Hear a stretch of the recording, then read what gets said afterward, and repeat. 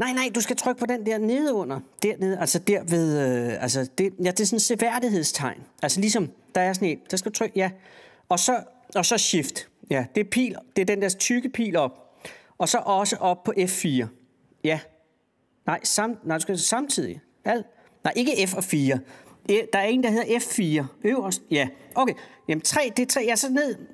Jamen, så må du lægge pipen på den tredje, ikke? Så kan du gå... Ja, sådan. Hvad sker der så? Hvad kommer der så? Nå. Jamen, har du prøvet alt? Nej, ikke alting. Der er en, der hedder alt. Der står alt. Det er sådan en knap, mor. Stadig ikke noget. Hvad står der på skærmen? Er der ingen skærm? Jamen, mor... Jamen, så må du sgu ringe til Peter, ikke? Nej.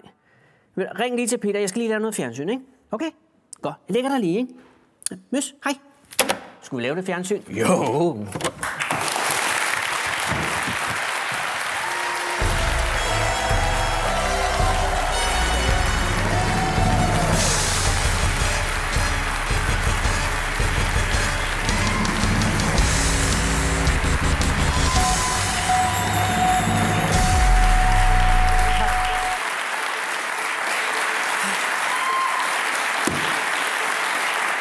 Tak. God aften, alle I fejlmedicinerede, koffeindåbede, torsdagssnalrede, stressramte karriereofre med ondt i livet, ondt i røven og frem for alt ondt af jer selv. Jeg har en ny rapport til jer.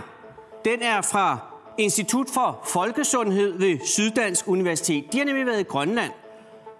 Og det er sjældent særlig god ting at tage til Grønland, fordi man risikerer at komme med noget, der gør en så deprimeret. Og jeg ved, hvor meget I hader at blive deprimeret, så I bliver ikke særlig glade for mig lige nu.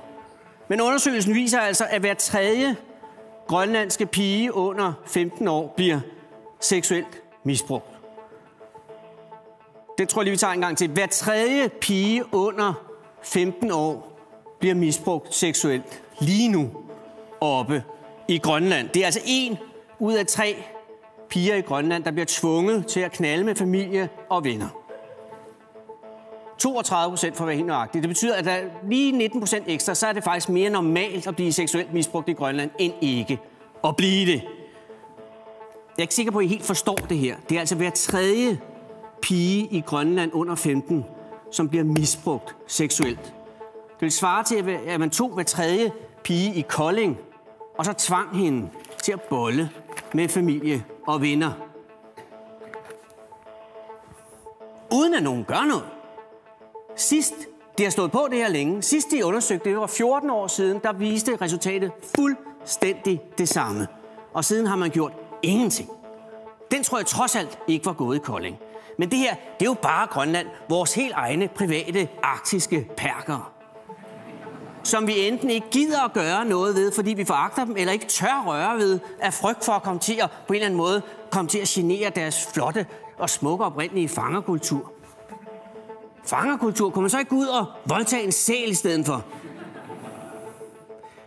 Hver tredje pige i Grønland under 15 år bliver seksuelt misbrugt. Det går af helvedes til. Velkommen til dårligt nyt.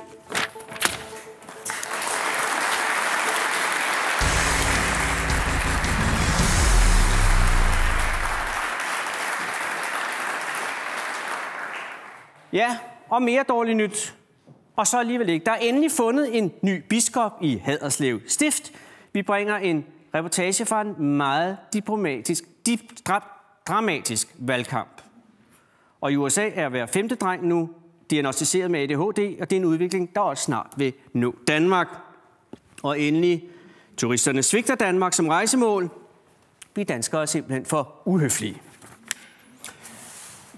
Men vi starter med den stadig verserende bandekrig. Bandelederen Lille A var jo i sidste uge på TV2 i en dokumentar, hvor han fortalte om, hvordan han styrede det kriminelle miljø omkring Blågårds Plads. Og snart kommer der en ny dokumentar her på DR2, hvor storebror Store A også han er i Syrien i øjeblikket nu for at indspille den her dokumentar. Og der er selvfølgelig flere medlemmer af den her spændende familie. Og der er selvfølgelig også mange flere meget, meget spændende dokumentarer i dem. Og vi har fået lavet et stamtræ. Ja, vi har det her, stamtræ. Og hvis vi har store A og lille A, så er det jo ikke dem, der ligesom har startet familien. Hvis vi starter sådan set fra toppen af, så er stamfaren i familien gamle A, en mand fra Aleppo, som havde en masse koner, det man kaldte A-holdet. Og de fik jo så altså det, der var hatten af. En søn, den mystiker gentleman hatten af, som blev gift med en rengøringskone skrub af. Og de fik jo så store A, lille A, og så i øvrigt også slappe af, som man ikke har hørt noget om, og som heller ikke har umiddelbart planer om en dokumentarfilm. Til gengæld er der masser af dokumentarfilm gennem i de mange spændende kusiner og fætre. Der er fætter Rivden af og fætter Gogten af, som bare er sjove. Og så er der Pigebanden Pille af og Fis af og Fok af, som jo også har en film i støbeskeen. De er jo så børn alle sammen af Hatten A's bror, som er dobbelt A, som var indvandret til Jylland, og som der blev gift med en dansk pige, som hedder Connie. Ja, Connie er så kendt som Bolle Å. Det er jo, kan man sige, ja, det er jo et filmselskabet, eller Filminstituttet, har givet en masse penge. Der er en masse på vej til penge til det. Ja, der var en vittighed et eller andet sted i den sætning. Den er ikke helt husket, hvad den... Nå ja, det er rigtigt. De har sat penge af. Altså, forstår I den? Altså, der er penge... nu siger jeg den lige rigtigt. Filminstituttet har sat en masse penge, og det kører på det der med A. Godt, vi går videre. Og nu til det... Ja...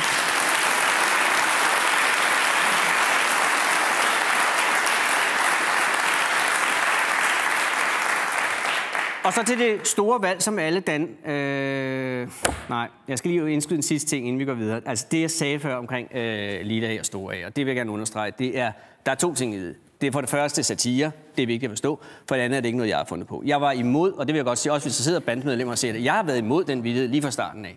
Det var en, og jeg kan ikke lige at nævne navn, men han hedder Jonathan, han sidder på redaktion og siger, skal vi ikke have den vittighed og sådan noget? Nej, siger jeg synes det ikke, men han insisterede på det. Jeg synes, det var lidt plat, det sagde jeg også det, nu har jeg sagt til jer. Men Jonathan, det er hans søn. Jonathan, og han bor i Oxford Have, 157 A i øvrigt. Og han er hjemme om en lille times tid. Godt! Så det var plads. Vi går videre.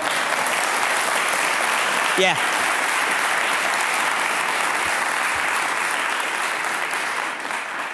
I forgårs var der kampvalg til det hellige hverv som biskop i Haderslev Stift. Det betyder, at 500.000 danskere endelig fik et nyt religiøst overhoved i tirsdags. Og valget, tror jeg, de fleste er klar over, stod mellem Marianne Christensen og Peter Hedegaard, den unge opkobling. Jeg har sendt min bedste reporter, min gravergruppe, Frederik Linde, manden, der har besejret kriserne i Korea, og som også har været i Libyen og finde et tog. Han har fået et kamp til sit hår, tør jeg nok sige, med dramaet i Haderslev. Haderslev, Haderslev, Haderslev. Smag lidt på bynavnet. Jeg er nemlig taget til den her by i det syddanske, hvor man lige disse timer er ved at vælge en ny biskop, som skal om at residere i domkirken om bag ved mig. Pladsen foran domkirken er fyldt til trængsel. Alle vil naturligvis helst stå i første række. Politiet har lidt besvær med at holde ungdommen i ave.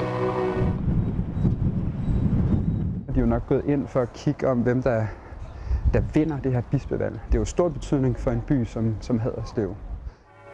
Medens den gamle domkirkes klokker kimer, drager den store procession af gejstlige gennem byen til kirken. Hej, hvem støtter I? I hvad? I bispevalget. Hvem støtter du til bispevalget?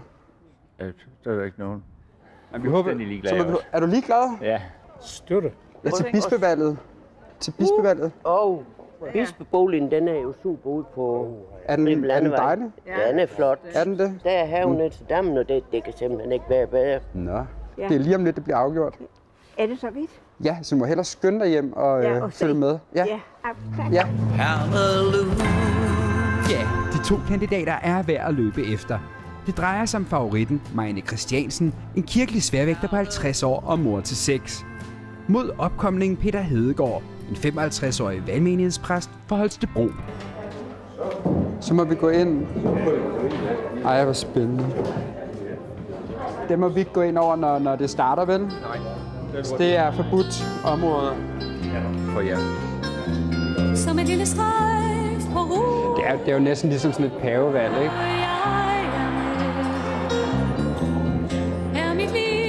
De kvinder, som tæller stemmerne op om lidt, er det nogle specielt udvalgte, eller hvem er det, som har fået det værv i dag? Der er både kvinder og mænd. Er der mænd? Der er i hvert fald en... Nå, der er en mand. Der er ganske få sekunder til, at optællingen til bispevalget går i gang. Der er en intens stemning her i lokalet.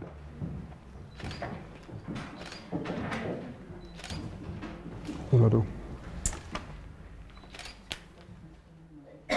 Jeg vil gerne indlede denne afstemningsdag.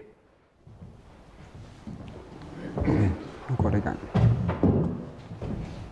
Bispevalget i Haderslev er inde på sin afgørende fase. Det vil sige, at det er, at Leif går og tjekker, at alt er, som det skal være. Om lidt ved vi, hvem der bliver en ny biskop i Ring i Haderslev.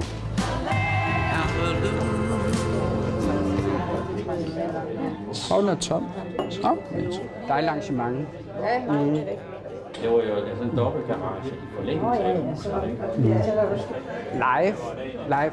Kom der sådan en exit poll, eller hvad var det? Nej, det gjorde det desværre ikke. Okay, så altså man ved slet ikke, hvad det ender med? Nej. Okay. Så...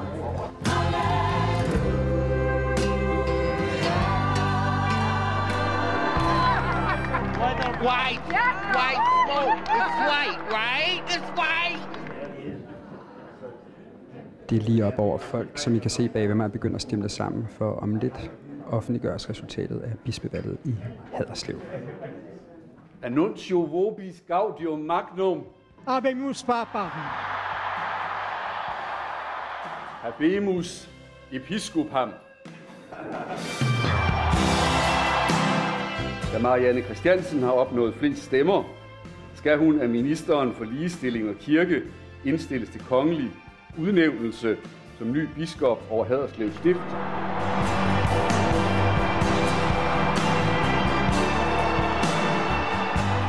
Tillykke. Hvordan er det at være biskop?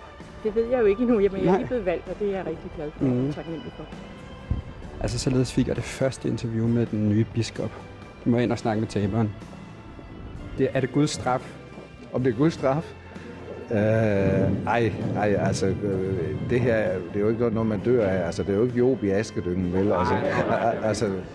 Det var så det. Vi har fundet en ny biskop i det sønderjyske. Det blev en kvinde. For første gang er det en kvinde, der skal tage kåben på og bispe over området hernede. Det har været en intens dag her i det savnomsbundne sognehus her i Haderslev. Den 10.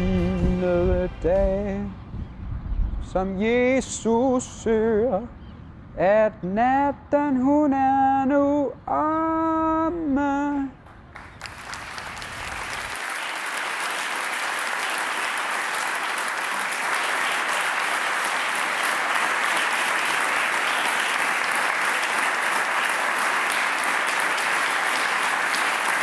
Ja. Og der skal en breaker på, så den beder jeg om her.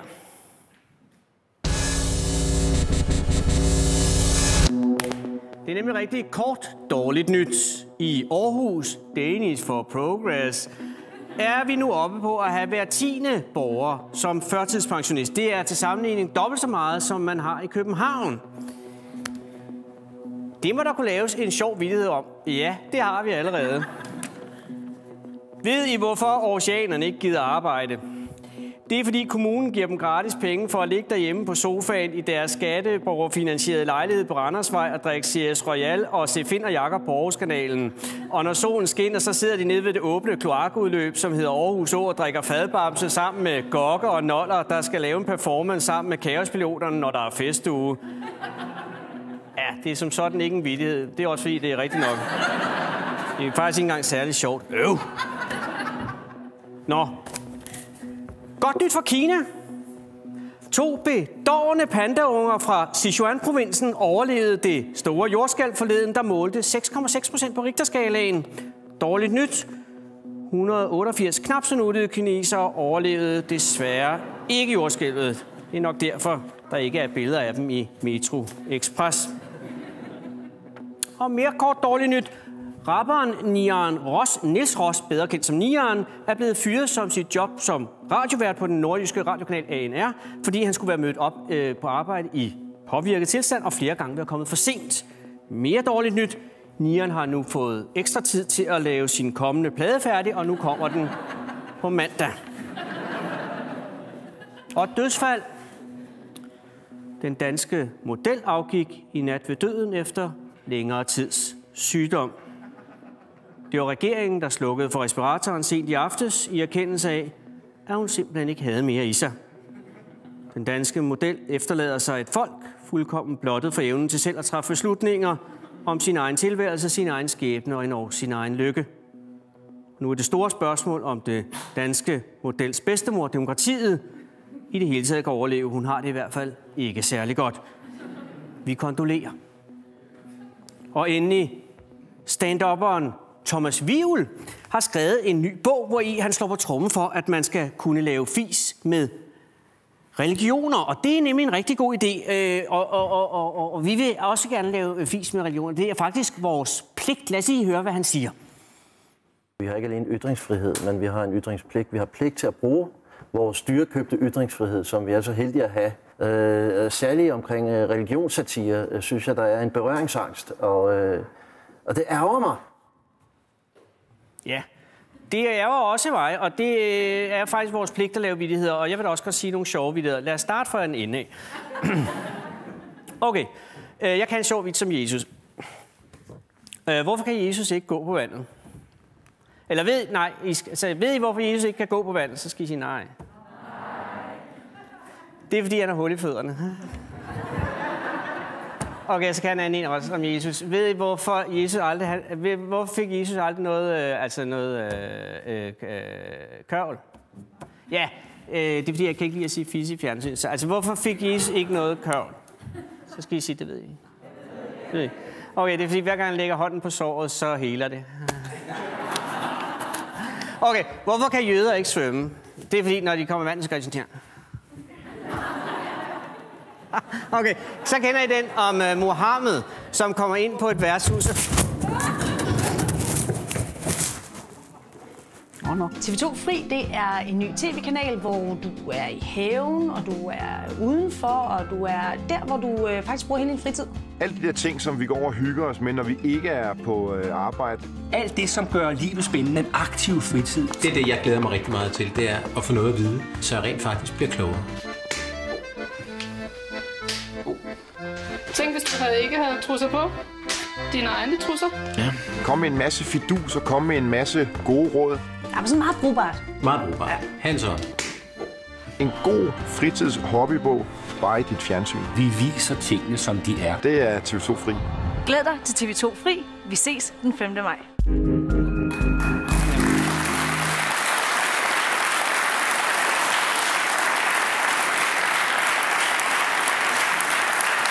Og her gik man og troede, at man havde fået tv-kanaler nok. Der er plads til en ekstra, i hvert fald på min lille fjernbetjening, i næste uge.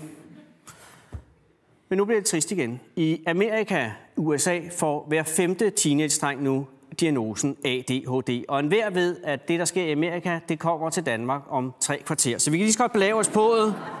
Det er på vej herover. Men er det nu nødvendigt at medicinere alle disse meget, meget vilde drenge? Eller er der alternative metoder? Er der andre måder, man kan gøre meget vilde drenge fuldstændig rolige på? Ja, jeg har sendt frøken Frost, om jeg så må sige, i skole, for at se, om hun uden medicin, men måske med lidt elektrostimulation, kunne gøre børnene artige. De danske skoleelever skal have mindre medicin og mere disciplin. Derfor monterer vi stødbånd på vores 3 forsøgselever, før de går til undervisning. Skolelæreren har således mulighed for at udsende et kraftigt og smertefuldt stød til eleven for at stimulere dennes indlæring. Vores forsøgselever er Max på 13 år, Markus på 14 år, og endelig har vi Omar på 13 år. Hej drenge. Hej. Hvornår besteg dronningen tronen?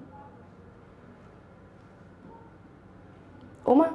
1996. Var det 1985? Sværere. Hvad siger du? Det er 1972. Det er rigtigt. Endelig. Markus, vil du komme herop? Ja. Hvis du vil stave til ko. Ja. Tak. Og hvis du vil skrive måne. Tak. Hvis du vil skrive australopithecin.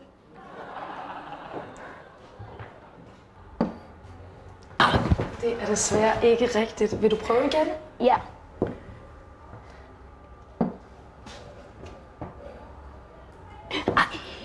Omar, du er helt galt på den. Du skriver også grimt.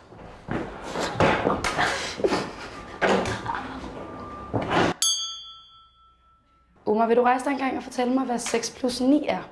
Det er 15. Og Markus, hvad er 12 delt i 4? Det er 3. Tak skal du have. Max 958 minus 186 plus 11 gange 4.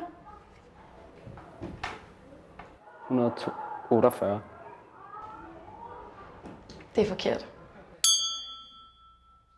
Drenge, I skal have 4 flotte pandekager klar om 10 minutter. Okay.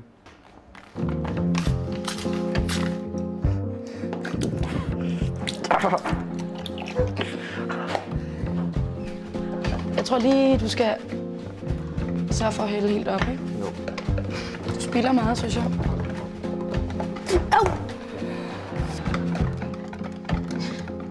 Omar, jeg tror ikke, du rører hurtigt nok.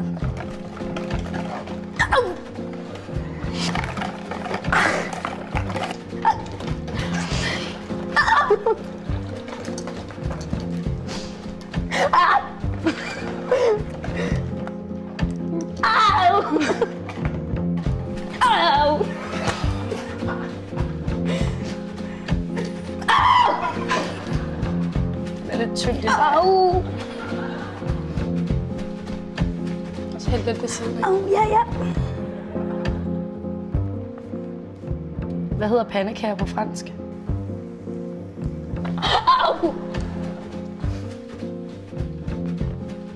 Du må gerne gå tilbage på din plads, Omar. Huskede du egentlig at vaske fingre, inden du gik her? Nej. Det husker du næste gang, ikke? Jo. Godt. Omar, står du og griner? Nej. Det tror jeg, du gør. Max, hvis du bare smider Omars grimme pandekage ud, så kan du bare lægge den derovre på, ikke? Jo. Ja, ud med det. Markus og Max, det er nogle rigtig, rigtig flotte pandekager, jeg har lavet. Omar. Au. Men jeg kommer ikke til at spise nogle af jeres pandekager, fordi ingen af jer vaskede hænder, inden I gik i gang. Og det her køkken, det ligner lort. Så nu vil jeg gerne have, I rydder op, og så skal vi have idræt.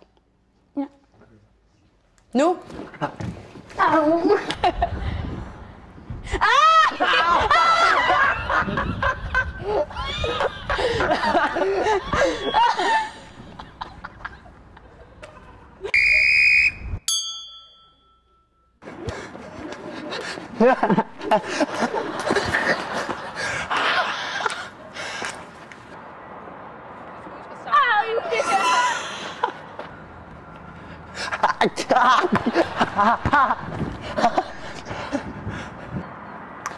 Au.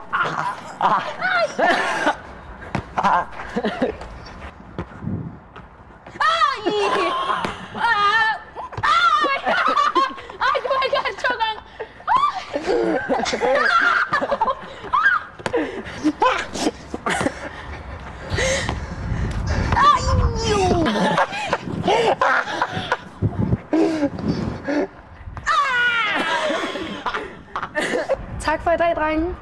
Hvad har I lært i dag?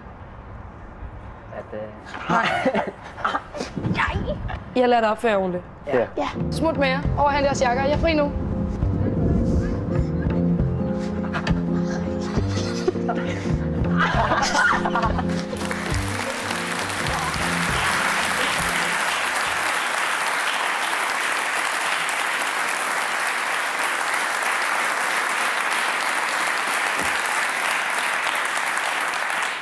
Så stopper vi den snak om piller fra nu af. Og til noget helt anderledes glædeligt. Den store vækstpakke. Det er jo således, at alle partierne i Folketinget på nær Enhedslisten i nat eller sent i går aftes endelig blev enige om den store vækstpakke, hvor man for 75 milliarder kroner i løbet af de næste 7 år vil skabe et eller andet sted mellem 6.000 og 150.000 nye arbejdspladser. Det er ikke helt sikkert, det kommer lidt an på, om opsvinget kommer, om det beder sig fast, om vi får medvind, og om vi får solen i øjnene. Der er mange variabler, men det er i hvert fald helt sikkert en pissegod idé. Det er noget med noget nedrivningsstøtte, hvis man har noget gammelt, der skal rives ned, eller også så kan man få noget støtte til noget med noget istandsættelse, hvis der stadig er ved at bygge på, og så er der noget med nogle sodavand, der bliver næsten gratis, men det er mest for at genere tysken. Det er noget, folk generelt har været meget specielt glade for mange steder. Men især et sted, og det er i den rådne banan.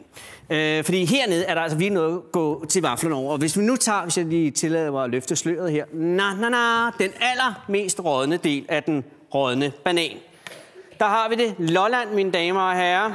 Det er helt dernede, hvor bananen er fuldstændig sort, fordi den har ligget der og knuppet. Der er masser at gå i gang med. Hvis jeg lige må have lov at til, så har vi jo altså... pengene kan falde på et tørt sted, vi har Knuthenborg Safari Park. Det er en lille park, så det man kan gøre, det er, at man simpelthen kan gøre den større.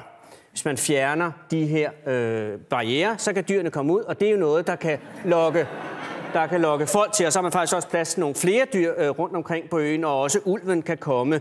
Det, som er problemet, det er, at beboerne på Lolland kan godt blive en lille smule til overs, men det, så de kan få, og det er jo noget nedrivningsstøtte til deres huse, så de kan blive revet ned. Og så kan man så flytte dem herover til Falster, hvor der står sikkert et eller andet, man kan flytte ind i, og så kan de få noget støtte til at bygge, til at istandsætte det. Og så er der nogle huller i taget og fjerne den værste skimmelsvamp, og lugten er lige herovre. Så har man det. Og så har man altså hele det skønne Lolland lagt ud som en stor turistmagnet for turisterne, som nok skal komme strømmende til. Der er plads til spidsmus og agerhøns og ulven, som jeg nævnte først, og kamphunde og hortensiatyven. Det er sådan set bare at starte. Og så kommer de jo altså fra Kina og fra Tyskland, bimsen ind alle steder. Og der er det måske en meget god idé, at man lige skulle lægge en lille bordershop her nede ved Jylland, eller ved der, hvor tysken kommer ind, Femern Bælt-broen, med noget chokolade i nogle 90 kilo sække, og nogle næsten gratis øl, og nogle fuldstændig gratis sodavand. Så tror jeg, den ged er barberet. Og så sidder man nok her og tænker, jeg står her og tænker, at mange vil sidde og tænke, det er en skidegod idé, men hvad skal vi kalde det her? Hvad skal vi kalde den her lille guldæg af en idé til 75 milliarder nede på Lolland? Danmarks nye naturperle. Jeg ved, hvad det skal hedde, mine damer og herrer. Og de skal få den lige her. Vækstparken Lolland. Hvad siger I så? Ja. Det er en god idé. Ja. I ringer bare, hvis I vil have det her. I ringer bare. Det er simpelthen bare at ringe, Bjarne Corydon, faren til mit barn. Okay, godt. Spørgsmålet er selvfølgelig, hvem skal besøge den her park? For det går ikke særlig godt for turismen i Danmark. Det er ikke rigtigt til at lokke turister til længere. En del af svaret kan findes i den undersøgelse fra World Economic Forum, som lige er kommet, hvor man simpelthen kan se, at vi er røget meget, meget langt ned. Det er især parametre som gæstfrihed og attitude over for besøgende, at den er gal med. Danmark ligger nu på en 117. plads i disse kategorier. Det er ikke særlig godt. Det er under lande som Polen og Kroatien. Puha! Det er galt med den måde, vi opfører os på. Vi opfører os simpelthen ikke i orden. Det må vi rette op på, og det gør vi lige nu. Hello, where are you from? China. China? China, yes. Sorry, I'm go to Copenhagen railway station. You have to leave? Yeah, I will leave this evening from here. Han gider ikke være her mere. I come from this TV show called Dårligt Nyt with Anders Lund Madsen. Sorry, I don't know. We would just like to invite you tomorrow as our special guest. Tomorrow we will be back. So you leave? Yeah. Okay. You don't want to be in Denmark anymore? Sorry. Have a nice trip. Thank you. Bye. De tager også hjem. Where are you from? Where are you from? Greenland. Where? Greenland. Where's that? Greenland. Greenland? Yeah. Okay. Det var sgu ikke kineser. Where are you from? I'm from New York City. And I'm from Los Angeles. Okay. I would like to invite you to be guests in the show Dårligt Nyt tomorrow evening. Okay. Would you like that? Sure thing. That sounds awesome. Sounds great. Really? Great. Yeah. Okay. I'll see you tomorrow. All right, perfect. Thank you. All right, great. Thank you. Og her er de. Oh, welcome, Jenny and Thomas. Oh, welcome. Look, they are already very much liking you. Welcome and thank you for coming. Are you okay? Yes. Are you comfortable? Yes, Have you been thanks. treated nice? Yes. Oh, how did people in Denmark treat you while you've been here? They've been relatively nice. Relatively nice? Yes. They might be a little shy at first. Shy? Like shy in a bad way or in a cute way? Neither. Neither. Oh, just shy in a boring way? I'm not too sure. What do you think? No. Well, but has it been like awkward? Everyone knows how to speak English. Yeah, so that's a very big help. But are we rude? I don't think so, no. No. Have you experienced any gang violence while you've been here? Not at all. No. We actually haven't seen any police around. Yeah, no police. Is that a problem? I think it's fine, but like I'm from New York and then he's from LA. We see police Yeah, police everywhere. are everywhere, so very different. Have you seen Little A? Or Big A? It's a gangster. We have a gangster. It's called Little A. No. But then, has there been any? Have you seen any rude teachers? They've been singing in the streets, demonstrations. No, not at all. No.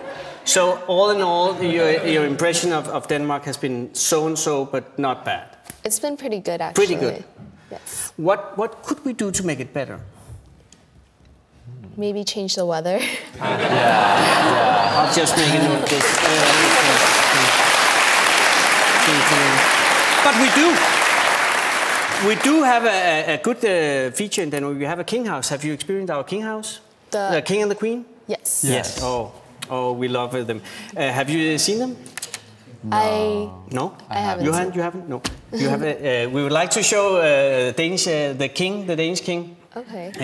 It's a short movie with King Henrik. Here we have him. It's a Danish folklore from Randers Reinskov, where he ceremonially puts a snake on. It's really quite cute. It's the things. And we have a queen too. We have a picture. We are not allowed to have movies, but we'd like to see a picture. Oh, it's a picture. Yeah, it is. Yeah, she's eating a Norwegian hot dog. And we have a picture of them together. It's a really nice picture. It's performing a dance where they have this. There it is. It's a traditional king dance from Jutland, I think. It's So it's a good thing, but this is not enough. We just want to make sure that you know that we love you. As tourists, you have our hearts, and it's really important. So can you, when you go home, please tell your friends to love us? No, just to come, and so we can love them, and that we are friendly, although we might not be. Would that be okay? Yes. Oh, thank you. Thank you very much. Can you say we love you to them? I'm just Casey. Yes, you can. 1, 2, 3. We love you. Oh, look at this. We really love you. And can you do it once again? We really, really love you. 1, 2, 3. We really, really love you. Oh, see, there you get. You have it. Please, it's important. Thank you very much. Just sit here and enjoy it.